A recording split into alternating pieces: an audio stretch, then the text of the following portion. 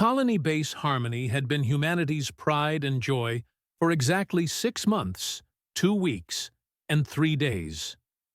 Dr. Zoe kept track because someone had to, and because counting gave her something to do besides worry about the fact that their perfectly safe new world was turning out to be anything but perfect. The morning started like any other, which is to say, badly. The coffee synthesizer was making that grinding noise again, the atmospheric processors were running at 86% efficiency instead of the required 90%, and someone had left muddy footprints all over the main lab floor. Except the mud was purple, and it glowed faintly in the artificial lighting. "Well," Zoe muttered to herself, crouching down to examine the luminescent tracks, "that's new." She'd been the lead xenobiologist for the Kepler 442b colonization project, which sounded impressive until you realized that xenobiologist was just a fancy way of saying person who gets to figure out what's trying to kill us this week.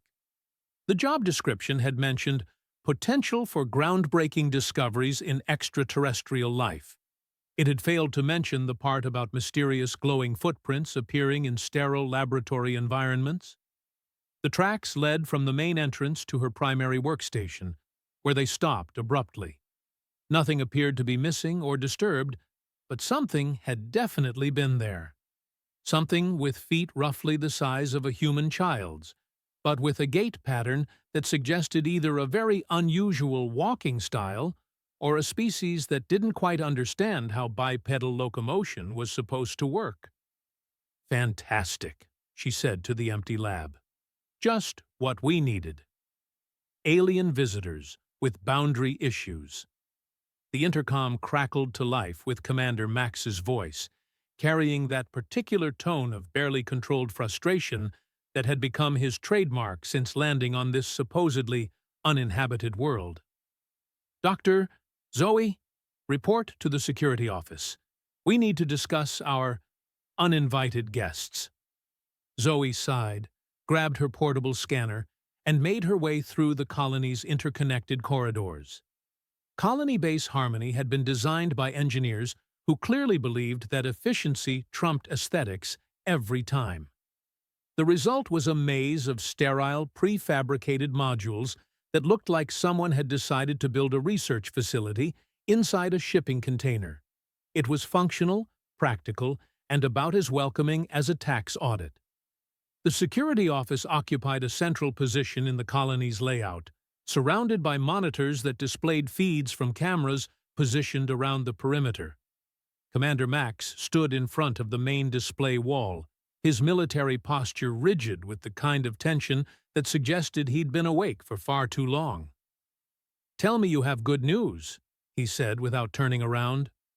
"I have news," Zoe replied. "Whether it's good depends on your definition of catastrophic first contact scenario." Max finally turned, revealing the kind of expression usually reserved for people who'd just discovered their parachute was actually a backpack full of kitchen utensils. "Show me." Zoe activated her scanner and projected the images she'd captured in the lab. "Someone, or something, paid us a visit last night. Left tracks throughout the main laboratory, but nothing appears to be missing or damaged."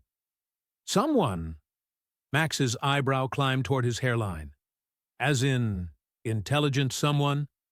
The gait analysis suggests bipedal locomotion with some interesting variations. The luminescent residue indicates bioluminescent capabilities, and the fact that they managed to bypass our security systems without triggering any alarms suggests either advanced technology or a very good understanding of how our systems work. Dr. Ben chose that moment to stumble into the security office, clutching a mug of something that might have been coffee if coffee were purple and smelled like industrial solvent. "Morning, everyone. Someone want to explain why half the colony's talking about alien footprints?" "Word travels fast," Max observed dryly. "Word travels at the speed of gossip when you've got 200 people living in close quarters with nothing to do but speculate about every unusual occurrence, Ben replied. So, alien footprints. Are we talking interesting scientific discovery? Or time to update our wills? Zoe pulled up additional scanner data. Based on the evidence, I'd say we're dealing with a species that's curious about us, but not necessarily hostile. The tracks suggest careful exploration rather than aggressive reconnaissance. Or they're really good at reconnaissance, Max countered. Professional military units don't leave obvious tracks unless they want to be noticed. You're assuming military thinking, Zoe said. What if we're dealing with a species that doesn't operate according to human tactical principles? Ben had been studying the projected images with the kind of intense focus that usually preceded either brilliant insights or catastrophic mistakes. These tracks, they're not random. Look at the pattern. They go directly to Zoe's workstation, pause there for an extended period based on the concentration of residue, then return to the entrance following the exact same path. Efficient, Max noted. Or ritualistic, Zoe suggested. Some species have very specific behavioral patterns when encountering new environments or objects. The security office door chimed, and Vera entered with the harried expression of someone who'd been fielding questions from worried colonists since dawn. As the colony administrator, she had the unenviable job of keeping everyone fed, housed, and reasonably sane while living on an alien world that seemed determined to surprise them at every turn. "Please tell me we're not about to evacuate the colony," she said without preamble. "Not immediately," Max replied, which wasn't exactly the reassurance Vera had been hoping.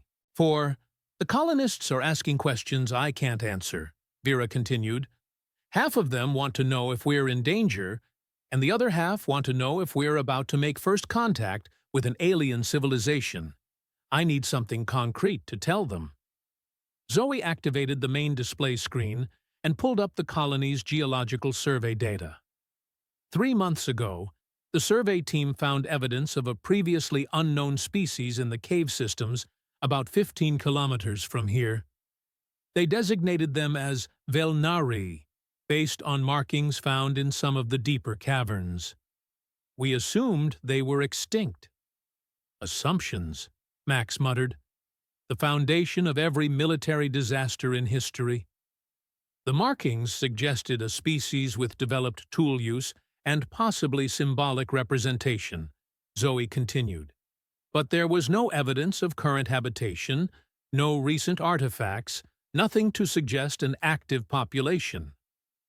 Ben had been unusually quiet during this exchange, his attention focused on something in the scanner data. "Zoe," he said slowly, "look at this residue analysis." He highlighted a section of the luminescent material that had been left behind. The chemical composition showed complex organic compounds, with structures that suggested biological origin, but with properties that defied easy classification. "This isn't just bioluminescence," Ben said.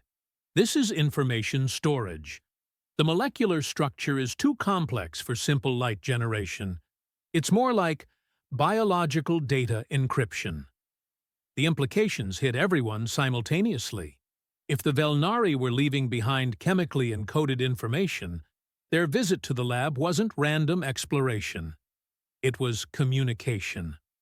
"They're trying to talk to us," Zoe whispered. "Or they're marking us for something," Max said grimly.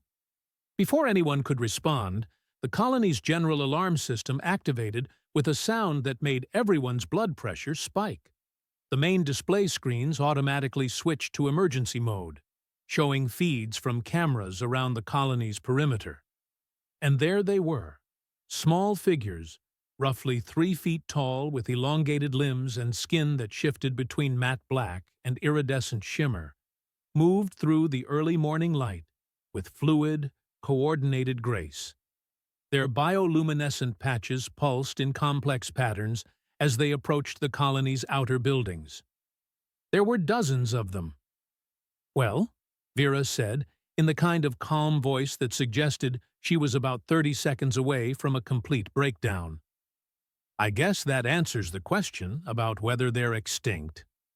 The Velnari had come calling, and humanity was about to discover that first contact was a lot more complicated than the textbooks suggested. The emergency meeting in Colony Base Harmony's main conference room had all the charm of a funeral service, except funerals were generally more optimistic about the future. Dr. Zoe sat at the head of the table, watching as her carefully ordered world dissolved into chaos, one panicked colonist at a time. "They're surrounding us!" Mrs. Patterson's voice climbed to a pitch that probably violated several noise ordinances. "My children can't even play outside anymore." "Nobody's children are playing outside," Commander Max replied, with the patience of someone who'd clearly reached his limit about an hour ago. "That's what we call a security precaution." Vera stood at the front of the room, armed with charts and graphs that were supposed to make everyone feel better, but instead looked like visual representations of impending doom. Current perimeter monitoring shows approximately 60 to 80 individual Velnari maintaining positions around the colony. They appear to be observing. "Observing what?" demanded Mr. Chen, whose engineering background made him suspicious of anything that couldn't be quantified with precise measurements. "Our defensive capabilities? Our daily routines? Our children's schedules?" That last suggestion sent a ripple of unease through the assembled colonists. The Velnari had shown particular interest in areas near the education center, and parents were starting to connect dots in ways that led to very uncomfortable conclusions. Dr. Ben cleared his throat, which was his polite way of announcing that he was about to say something that would either calm everyone down or send them into complete hysteria. "Based on our behavioral analysis, the Velnari don't appear to be conducting military reconnaissance. Their movement patterns suggest curiosity rather than tactical assessment." "Curiosity about what?" Mrs. Patterson shot back. "About how easily they can get to our children?" "We don't know," Zoe admitted, and the honesty in her voice somehow made things worse. "But jumping to conclusions about hostile intent isn't going to help anyone." Commander Max activated the room's main display, showing real-time footage from the perimeter cameras. The Velnari moved in small groups, their bioluminescent patches creating patterns of communication that looked almost like a light show. They kept their distance from the colony's buildings, but their attention seemed focused on areas with the highest human activity. "They're learning our routines," Max observed, "mapping our behavior patterns. That's textbook intelligence gathering." "Or it's how their species naturally approaches new situations," Zoe countered. "We can't apply human military thinking to an alien species." "Why not?" Max's voice carried the frustration of someone who'd spent his career dealing with threats he could understand and neutralize. Intelligence gathering is intelligence gathering, regardless of species. They want to know our capabilities, our weaknesses, our vulnerabilities. Dr. Quinn had been unusually quiet during the meeting, but now she leaned forward with the kind of expression that suggested she'd been thinking about something important. "Has anyone considered that they might be as scared of us as we are of them?" The room fell silent. It was the kind of silence that occurred when someone said something so obvious that everyone felt stupid for not thinking of it first. "Scared?" Mr. Chen scoffed. "They're the ones with superior numbers and unknown capabilities. They're also the ones whose planet we just colonized without asking permission," Quinn pointed out. "From their perspective, we're the alien invaders." Vera pulled up population statistics on the main screen. Colony Base Harmony, 238 humans. estimated Velnari population based on current observations. Unknown, but significantly larger than our numbers. Which brings us to the central question, Max said grimly. What do they want? The answer came sooner than anyone expected, delivered in the form of a breathless security technician who burst through the conference room doors like he was being chased by something with too many teeth. "Commander," the technician gasped, "you need to see this. Now." They rushed to the security center, where the main monitors showed something that defied every assumption they'd made about the Velnari. The creatures had arranged themselves in a large circle around the colony's main plaza, their bioluminescent patches synchronized in a pattern that pulsed like a massive, living heartbeat. "How long have they been doing this?" Zoe asked. "Started about 10 minutes ago," the technician replied. "But that's not the weird part." He switched to a different camera angle, one that showed the center of the Velnari circle. There, arranged with obvious care and precision, were objects that had gone missing from the colony over the past week. Tools, food containers, data pads, personal items, all placed in neat rows like offerings at an altar. "They're returning our stuff," Ben said, stating the obvious with the wonder of someone who'd just watched physics reverse itself. "Or they're displaying their trophies," Max countered, though his voice lacked its usual conviction. Zoe studied the arrangement through the camera feeds. The objects weren't randomly placed. They were organized by type, size, and apparent function. It looked less like a trophy display and more like an inventory. "They've been studying our technology," she realized, "learning how our tools work, what materials we use, how we organize our equipment." "To what end?" Vera asked. Before anyone could answer, the Velnari circle began to move. Not dispersing, but rotating slowly while maintaining their formation. The bioluminescent patterns shifted and changed, creating waves of light that rippled around the circle like visual music. "That's not random behavior," Quinn observed. "That's organized, purposeful activity." "It's a demonstration," Zoe said suddenly. "They're showing us that they understand our technology, our organizational systems. They're proving their intelligence." Max frowned at the monitors. Why would they need to prove their intelligence? "Because they want to communicate," Quinn said, her voice filled with growing excitement. "They're trying to establish that they're sapient beings worthy of communication, not just animals to be ignored or eliminated." The implications were staggering. If the Velnari were attempting formal first contact, then humanity was about to face the most significant moment in its history. And they were completely unprepared for it. "We need protocols," Vera said, her administrator's mind already racing through the logistics. "Communication procedures, safety measures, diplomatic guidelines." "We need weapons," Max said flatly. "Whatever their intentions, we can't assume they're friendly just because they returned some stolen equipment." "We need to think carefully about our response," Zoe added. "Whatever we do next will set the tone for humanity's relationship with the first alien species we've encountered." The Velnari circle continued its slow rotation, the light patterns growing more complex with each revolution. It was beautiful, mesmerizing, and absolutely terrifying in its implications.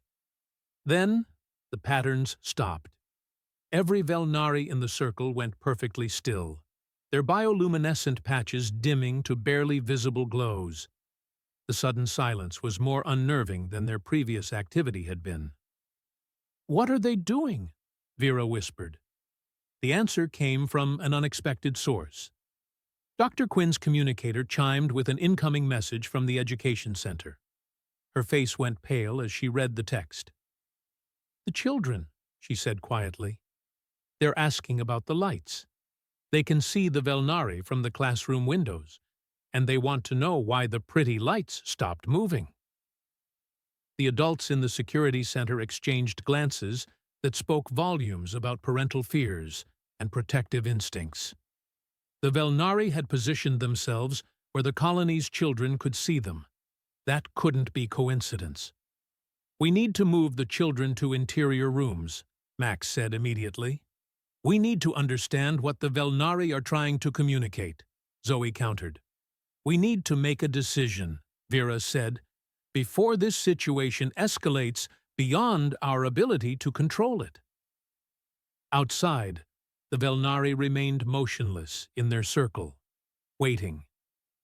The returned objects sat in the center of their formation like pieces of a puzzle that humanity didn't know how to solve. And in the education center, 43 human children pressed their faces against the windows, watching the alien light show with the fearless curiosity that adults had long since abandoned in favor of worry and doubt. The next move was humanity's to make, and everyone in the security center knew that whatever they chose would echo through history. The question was whether that echo would be remembered as the moment humanity opened its arms to the stars, or as the day they made their first and most catastrophic mistake in interstellar relations. The Velnari waited, patient as stone, for humanity to decide what kind of species it wanted to be. The scream that shattered the morning calm of colony base harmony wasn't the kind you heard in horror movies. It was worse. It was the sound of a parent discovering their worst nightmare had become reality. "Willow's gone!" Zoe's voice cracked as she burst into the security center, her face a mask of barely controlled panic. "She's not in the education center, not in our quarters, not anywhere." Commander Max was already pulling up tracking protocols before Zoe finished speaking. "When did you last see her?" 20 minutes ago. I dropped her off for morning activities, and now Quinn says she never made it to the classroom." Zoe's hands shook as she activated her portable scanner. "The other children said she went to look at the dancing lights through the back windows." The back windows. The ones that faced directly toward the Velnari circle. "Full colony search now," Max barked into his communicator. "All available personnel. We're looking for an 8-year-old girl, brown hair, wearing a blue jumpsuit." Dr. Ben appeared in the doorway, breathing hard from running. "The Velnari circle is empty. They're gone. All of them just vanished." The timing wasn't coincidental. It couldn't be. Vera's face had gone the color of old parchment. "You don't think they took her?" "We don't think anything yet," Max said firmly, though his hand was already moving toward his sidearm. "We gather facts, then we act on facts." But the facts were painting a picture that made every parent in the colony want to pack up and flee back to Earth. An alien species of unknown intentions had been observing their settlement for days, showing particular interest in areas frequented by children. Now, one of those children was missing, and the aliens had disappeared at the same time. The colony's emergency protocols kicked into high gear with the efficiency of a well-oiled machine. Search teams spread out through every module, every corridor, every storage compartment large enough to hide a child. The education center was swept 3 times, with Quinn personally checking every closet, every supply room, every possible hiding spot where an 8-year-old might have tucked herself away. "Search teams, report," Max commanded. The responses came back negative, one after another. Willow wasn't in any of the residential modules, the common areas, the laboratories, or the storage facilities. She'd simply vanished. Meanwhile, Vera was fielding increasingly panicked communications from other parents. Word of Willow's disappearance had spread through the colony with the speed of wildfire, and every parent was suddenly checking on their own children with the kind of desperate urgency that spoke to humanity's deepest fears about the unknown. The Henderson boy, is asking if the light people took Willow away, Vera reported, her voice tight with stress. Half the E20 children are scared, and the other half are asking if they can go find her themselves. Nobody else leaves the colony, Max ordered. Full lockdown until we know what we're dealing with. Dr. Ben had been monitoring the perimeter sensors, looking for any trace of Velnari activity. The interesting thing is, they didn't just disappear. The sensor array tracked them moving in formation toward the eastern mountains. It was organized, purposeful movement. Like they had a destination in mind, Zoe said, her maternal instincts warring with her scientific training. Like they were going home. The perimeter, Zoe said suddenly. If they took her, they'd head for the perimeter. They rushed to the colony's edge, where the carefully maintained boundary between human civilization and alien wilderness became starkly apparent. The search teams had already spread out, their voices calling Willow's name into the morning air. Dr. Quinn jogged up to them, her communicator in hand. "I've got something. The children in classroom B saw Willow talking to someone through the back window before she disappeared." "Talking to who?" Zoe demanded. "They said she was talking to the light children." The phrase hit everyone like a physical blow. Light children. The Velnari. "She made contact," Ben whispered. "Willow made first contact." "And now she's gone," Max said grimly. "Which means we're dealing with either a kidnapping or—" He didn't finish the sentence, but everyone understood.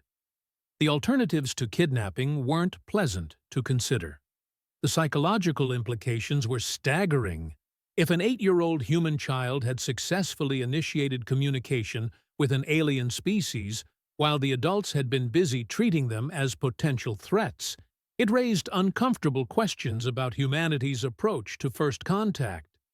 Children, with their natural curiosity and lack of preconceived notions about what was supposed to be impossible, might be better equipped for interspecies communication than trained scientists and military personnel. A shout from one of the search teams drew their attention toward the eastern perimeter. "Over here! I've got tracks!" They rushed toward the voice, finding Security Officer Martinez crouched beside a section of disturbed ground. The tracks were unmistakable.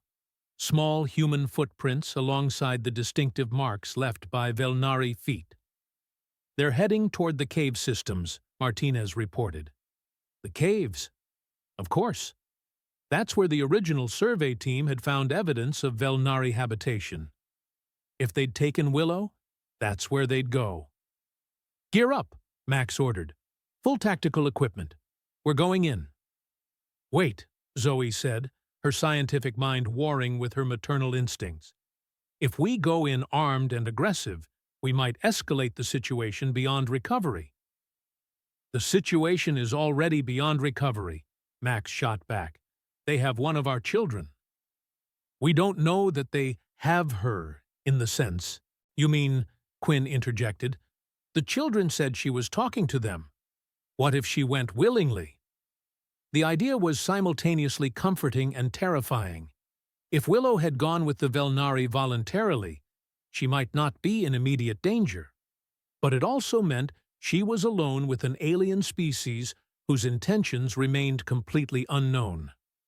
The tracking team followed the trail for almost an hour, winding through increasingly rough terrain toward the mountain range that dominated the eastern horizon. The tracks remained consistent. One set of human footprints, multiple sets of Velnari tracks, all moving in the same direction without signs of struggle or coercion. "She's walking with them," Ben observed, "not being carried or dragged." "That doesn't mean she's safe," Max replied, but his voice carried less conviction than before. The terrain told its own story as they climbed higher into the mountains. Evidence of the mining operation that had preceded the colony became increasingly apparent. Scarred rock faces, abandoned equipment, and areas where the natural landscape had been permanently altered by human industrial activity. It was a sobering reminder that humanity's presence on this world had consequences that extended far beyond their carefully planned settlement. The cave entrance appeared suddenly, a dark mouth in the mountainside that seemed to swallow light and sound alike. The tracks led directly inside, disappearing into shadows that their portable lights couldn't fully penetrate. Motion sensors are picking up movement deeper in the cave system, Martinez reported. Multiple contacts, roughly human-sized. Zoe felt her heart hammering against her ribs. Somewhere in those caves, her daughter was either in mortal danger or experiencing the most significant moment in human history. Possibly both. We go in quiet, Max decided. Weapons ready but not raised. If they wanted to hurt her, they've had plenty of opportunity. The cave system was larger than their initial surveys had suggested, with tunnels branching off in multiple directions.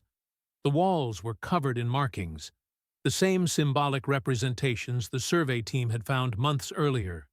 But these were different, newer, still glowing with faint bioluminescent residue. They're recent, Zoe whispered. These markings are fresh. The sounds reached them before they saw anything. Soft clicking noises, almost musical in their complexity, mixed with something that made Zoe's breath catch in her throat. Laughter. Human laughter. Willow's laughter. They rounded a bend in the tunnel and stopped dead, their lights illuminating a scene that defied every assumption they'd made about the situation. Willow sat in the center of a large cavern, surrounded by a dozen Velnari that were clearly not adult specimens. These were smaller, their movements less coordinated, their bioluminescent patches flickering with the irregular patterns of youth. Children. Velnari. Children. And they were playing. The alien youngsters had arranged themselves in a circle around Willow, their patches flashing in sequences that she was somehow interpreting and responding to. When one of them would create a pattern of lights, Willow would clap her hands or make a sound, and the others would respond with what could only be described as delighted chittering. "Oh my God," Quinn breathed. "They're kids. They're all kids." The implications crashed over them like a tidal wave. These weren't adult Velnari conducting reconnaissance or planning aggressive action. These were children. Curious, playful, lonely children who had discovered something wonderful and strange in their territory. Other children.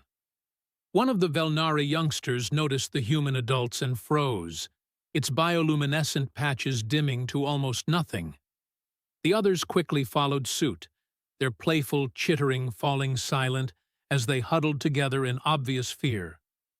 But Willow turned toward the cave entrance with a bright smile that could have powered the colony's generators. "Mom, you found us," she called out cheerfully. "Look, I made friends.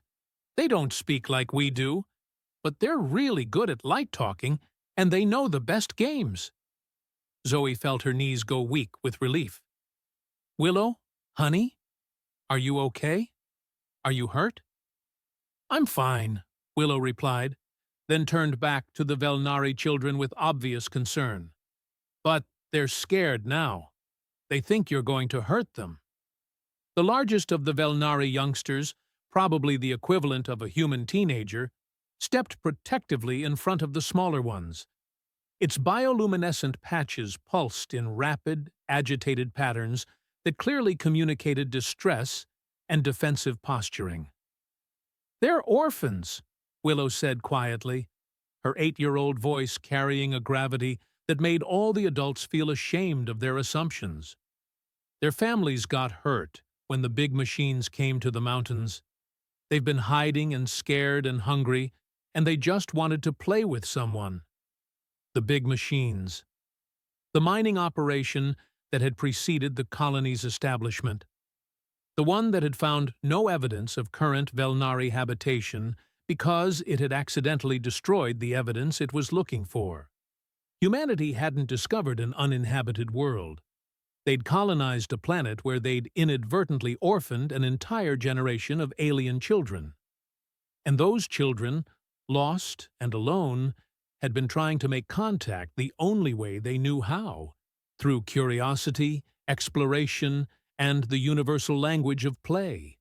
The missing equipment, the careful arrangements, the interest in human activities. It had all been the behavior of youngsters trying to understand the strange new neighbors who had appeared in their territory. Neighbors who might help them, or at least explain why their world had suddenly become so frightening and empty.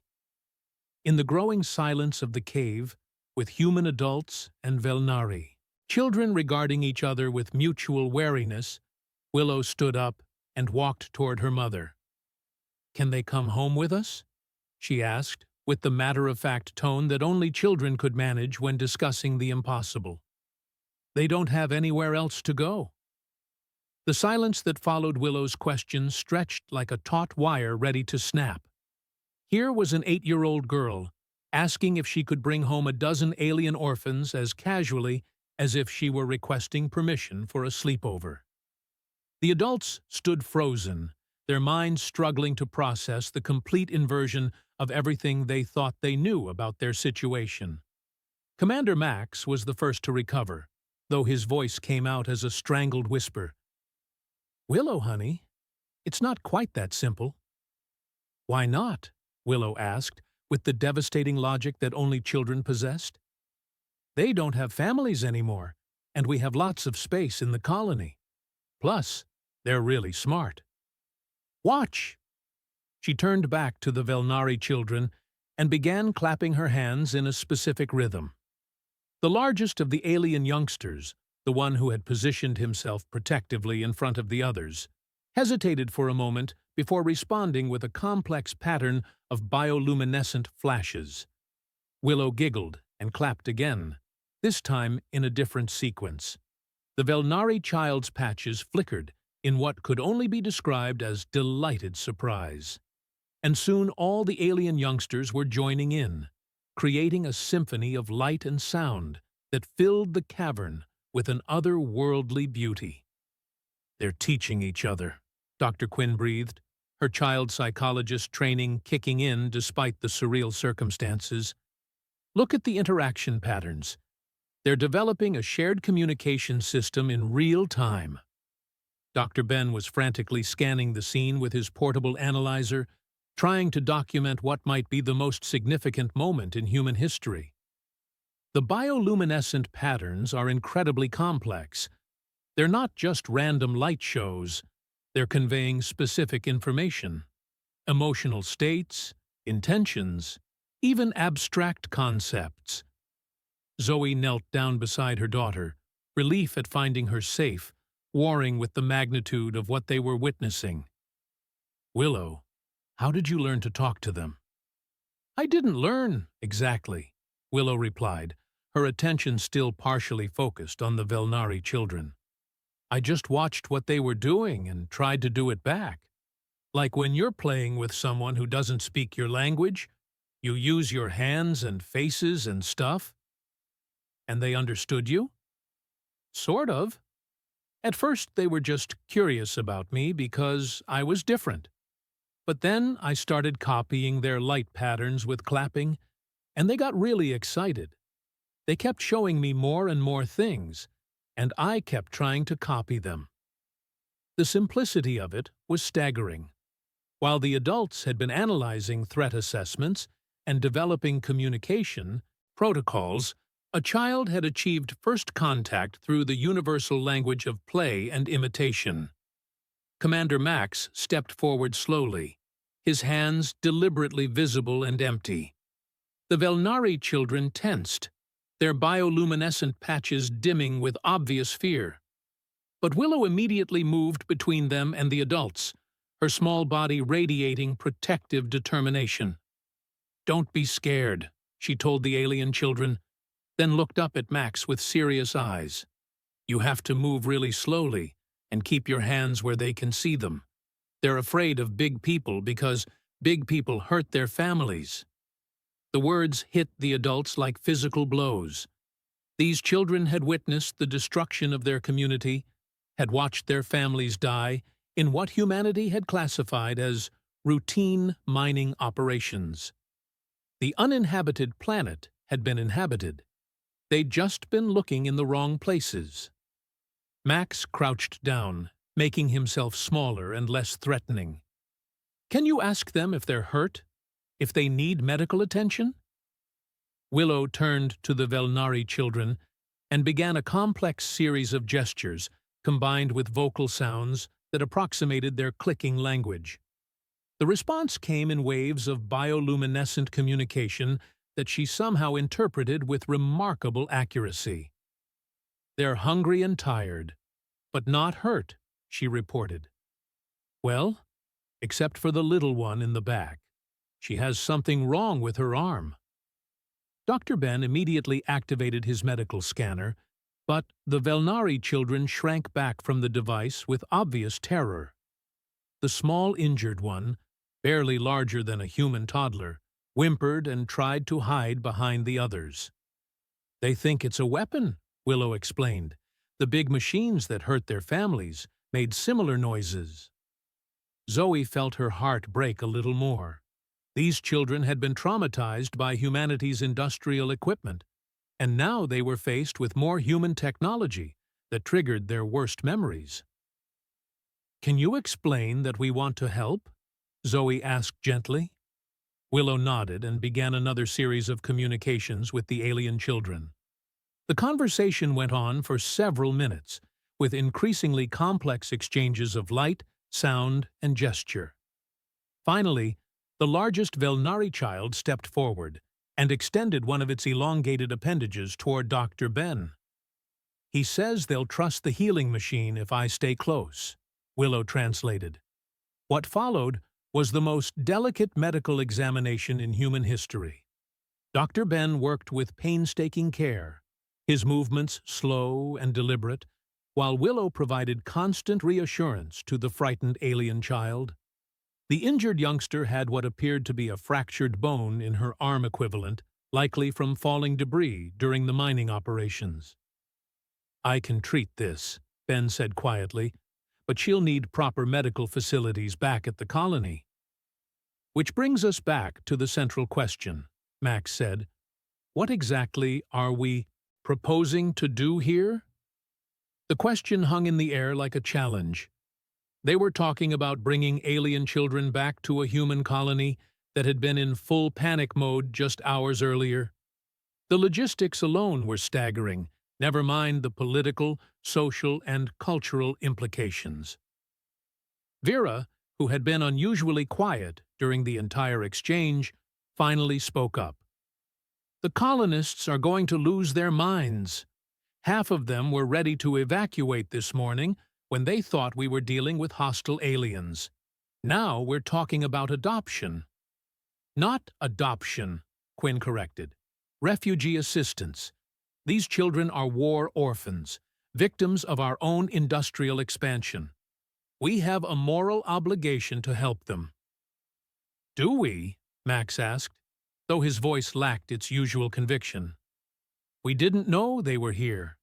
The mining surveys showed no signs of intelligent life." "Because we weren't looking for the right signs," Zoe said firmly. "We assumed that intelligence would manifest in ways we recognized: cities, agriculture, technology similar to ours. We never considered that a species might organize itself differently." Willow had been listening to the adult conversation with the kind of intense focus that suggested she understood far more than they gave her credit for. "They don't want to be adopted," she said suddenly. "They want to go home, but their home isn't safe anymore because of all the broken rocks and metal pieces." She turned back to the Velnari children and engaged in another lengthy communication session. When she turned back to the adults, her expression was grave. "They say the big machines made the mountains sick. The water tastes wrong. The plants don't grow right. And there are sharp metal things everywhere that cut their feet. They've been living in these caves because it's the only safe place left. The full scope of humanity's impact on this world was becoming clear, and it wasn't a pretty picture. The mining operations had not only destroyed Velnari communities, they'd rendered large areas of their habitat uninhabitable. "What do they want from us?" Zoe asked gently. Another lengthy conversation followed, with the Velnari children becoming increasingly animated as they communicated with Willow. Their bioluminescent patterns grew brighter and more complex, and their clicking sounds took on musical qualities that suggested excitement or hope. "They want to learn," Willow said finally. "They want to understand how our machines work, so they can fix their home. And they want us to teach them how to make the mountain healthy again." The simplicity and wisdom of the request was humbling. These children weren't asking for charity or rescue. They were asking for knowledge and partnership. They wanted to become active participants in healing the damage that had been done to their world. Dr. Ben was already thinking through the possibilities. Environmental restoration, ecological repair, sustainable technology, transfer. It's all theoretically possible. We have the knowledge and resources. And they have intimate knowledge of this planet's ecosystems, Zoe added. A partnership could benefit both species enormously. Commander Max looked around the cavern, taking in the scene of human and alien children communicating with each other as if species barriers were nothing more than minor inconveniences. The colony leadership is going to need some convincing. "Then we convince them," Vera said with the determination of someone who had just found a solution to an impossible problem. "We present this as what it is, an opportunity for humanity to demonstrate its best qualities while gaining invaluable allies on our new world." The sound of approaching footsteps echoed through the cave tunnels, and everyone tensed. The search teams had caught up with them, and the sound of multiple humans approaching sent the Velnari children into a panic. They huddled together, their bioluminescent patches flashing in rapid, distressed patterns. "It's okay," Willow said soothingly, moving to comfort the frightened alien children. "These are good people. They're here to help." But the Velnari children remained terrified until something unexpected happened. The youngest human members of the search team, teenagers who had volunteered to help find Willow, appeared at the cave entrance and stopped dead at the sight of the alien children. For a moment, nobody moved. Then one of the human teenagers, a girl named Amy who helped in the education center, slowly raised her hand and waved. One of the smaller Velnari children responded by creating a gentle pattern of lights across its patches. Amy smiled and waved again, this time with both hands. More light patterns, brighter and more complex. Within minutes, the human and Velnari children were engaged in an impromptu communication session that made the adults realize something profound. The future of human-Velnari relations wasn't going to be determined by politicians, scientists, or military commanders. It was going to be shaped by children who saw differences as interesting rather than threatening, who approached the unknown with curiosity rather than fear, and who understood instinctively that friendship was possible across any divide. As they prepared to make the journey back to Colony Base Harmony, with a dozen alien children in tow and the weight of history on their shoulders, Zoe realized that Willow's innocent question had been exactly right. They were all going home together. The only question now was whether the adults would be wise enough to follow the children's lead.